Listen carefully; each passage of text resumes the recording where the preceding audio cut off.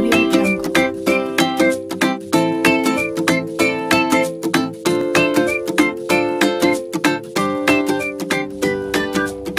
Audio Jungle. Audio Jungle. Assalamualaikum warahmatullahi wabarakatuh.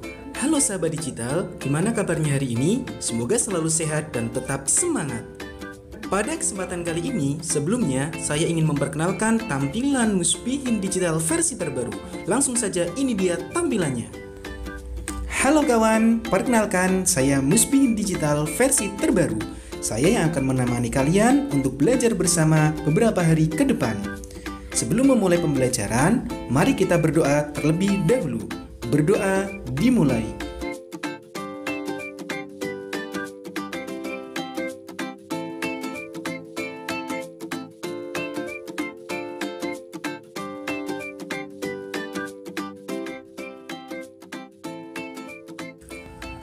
Berdoa selesai.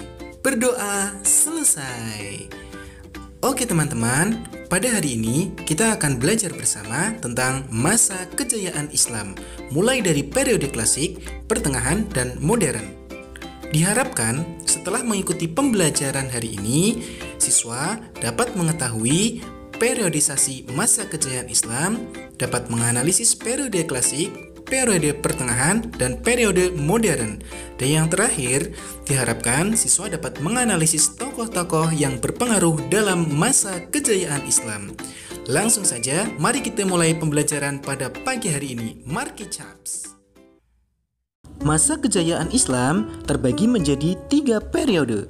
Yang pertama adalah periode klasik, yaitu 650 sampai 1250 Masehi. Dan yang kedua adalah periode pertengahan, yaitu 1250 sampai 1800 Masehi. Dan yang ketiga periode modern, 1800 sampai sekarang. Kawan, sekarang kita masuk ke penjelasannya nih. Dimulai dari periode klasik. Pada masa inilah masa kejayaan Islam terjadi atau biasa kita sebut periode klasik. Pada kurun waktu ini terdapat 2 kerajaan besar, yaitu diantaranya Kerajaan Bani Umayyah atau biasa kita sebut Daulah Umayyah, dan Kerajaan Bani Abbasiyah atau yang biasa disebut Daulah Abbasiyah. Tapi kalian tahu nggak guys? Dari 2 kerajaan tersebut memiliki perkembangan yang berbeda. Contohnya seperti Kerajaan Bani Umayyah ini. Kerajaan yang berdiri pada abad 661 sampai 750 Masehi ini yang dipimpin pada masa kekuasaan Muawiyah bin Abu Sufyan. Perkembangan Islam yang ditandai dengan meluasnya kekuasaan Islam dan berdirinya bangunan-bangunan sebagai pusat dakwah Islam.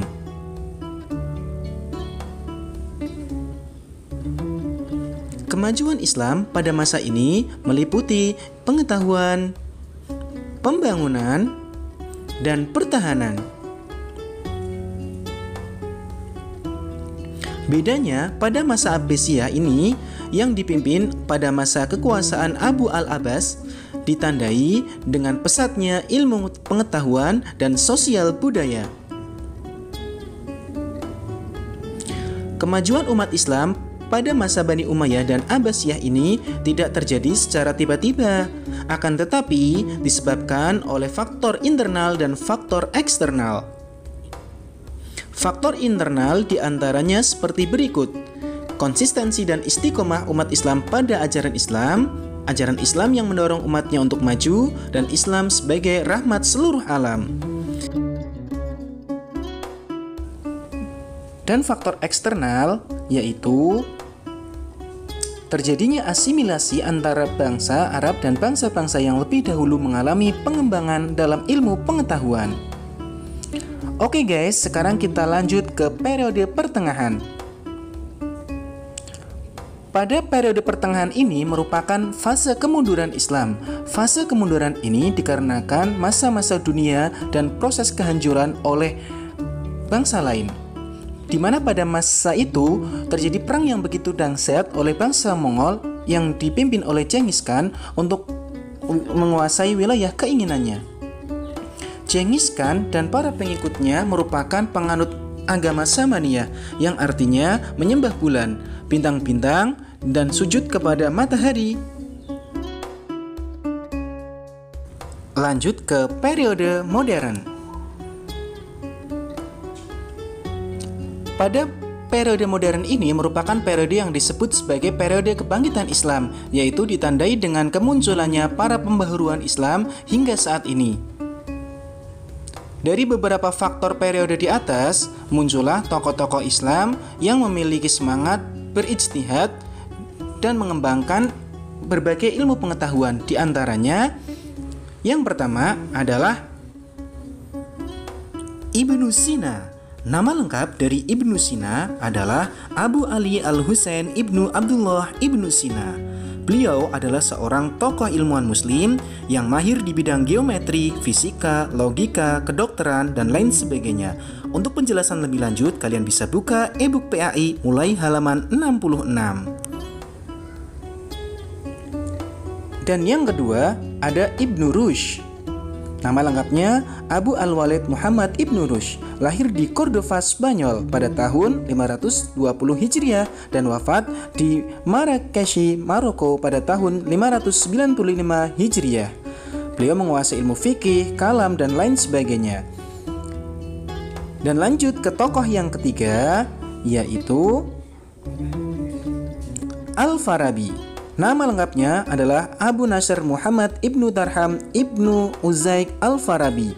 Lahir di Farabi, Transylvania pada tahun 872 Masehi dan wafat di Damsyik pada tahun 950 Masehi.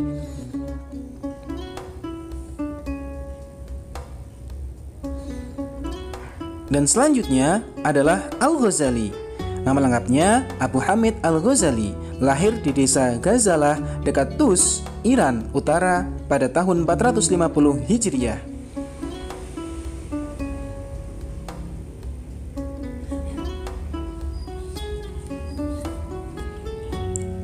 Dan tokoh selanjutnya yang termasuk tokoh pembaharu Islam adalah